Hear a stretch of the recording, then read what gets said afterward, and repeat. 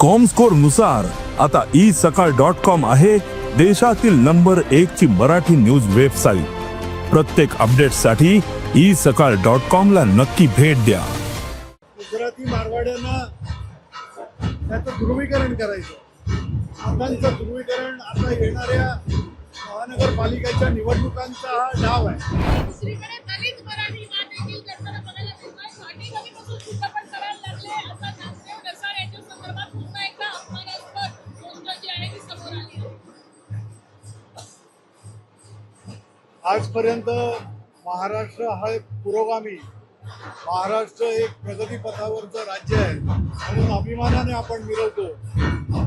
पण आता ज्या पद्धतीनं हे राजकारण सुरू आहे की एक जाती धर्मामध्ये तेढ निर्माण करायची, आता जाती जातीमध्येच मराठ्यांमध्येच मराठेतर आणि जाती उपजाती पोटजाती यांची फोड करून या समाजाला कसं विभागता येईल असं एक दुष्टचक्र जे सुरू करण्याचा जो घाट घातला आहे, याला महाराष्ट्राची मुंबईची जनता ओळखून आहे आणि योग्य वेळी असं करणाऱ्याला आपले धडा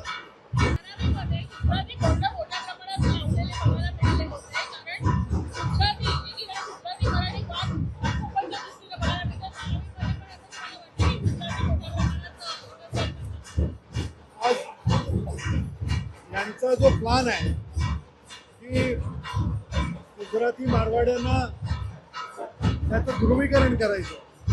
मतांचं ध्रुवीकरण आता येणाऱ्या महानगरपालिकेच्या निवडणुकांचा हा डाव आहे। मतदार आपले कसं करायचं, मराठी हा विभागून नाही अशा प्रकारची खेळी करायची आणि गुजराती मारवाड्यांना असं समज द्यायचा की यांच्या संपूर्ण विरोधामध्ये शिवसेना उद्धव बाळासाहेब ठाकरे। यापूर्वी मी पाहिलं तर शिवसेना प्रमुख आदरणीय इंदुरताई सम्राट बाळासाहेब ठाकरे नेहमी म्हणायचे की आम्ही सरस्वती पुत्र आहोत, तुम्ही लक्ष्मी पुत्र आहात।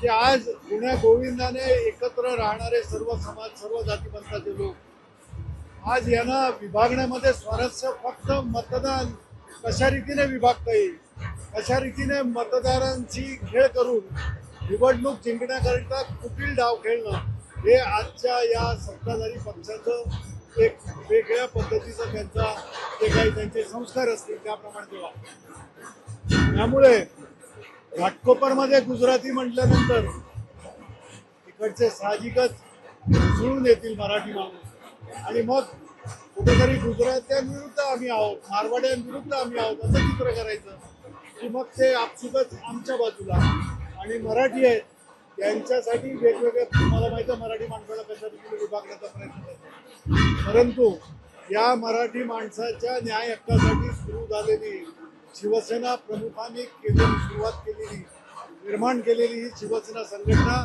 या मुंबईमध्ये, महाराष्ट्रामध्ये इतर जातीयांना, इतर धर्मपंथीयांना सगळ्यांना सांभाळून घेऊन व्यवस्थित महाराष्ट्राची प्रगतीकडे आपण वाटचाल करत होतो।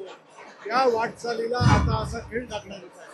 महाराष्ट्रामध्येच बेरोजगारी बाजूला, महाराष्ट्रातली महागाई बाजूला, महाराष्ट्राचं अर्थकारण हे कशा रीतीने खाली जात आहे, तुमच्या असलेल्या खात्यांमध्ये कशा रीतीने सगळ्या बाबतीमध्ये हिंसागणिक भ्रष्टाचार पुढे येत आहे, ते सगळं कुठेतरी लोकांचं लक्ष विचलित करून त्या गोष्टीकडे आणा।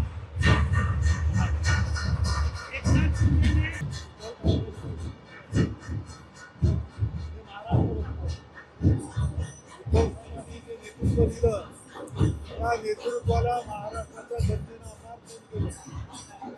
करोना बघा, करोनाच्या वेळेमध्ये केलेलं काम बघा, उद्धवजींनी शेतकऱ्यांसाठी केलेलं काम बघा, विद्यार्थी, गृहिणी, महिला एक सुरक्षेचं कवच होतं। आज लोकांना भीती आहे की काय होणार, आपली मुलं बाळं बाहेर गेली तर संध्याकाळी परत येतील की नाही, भीती आहे। त्या सगळ्या गोष्टीकडे लक्ष विचलित करून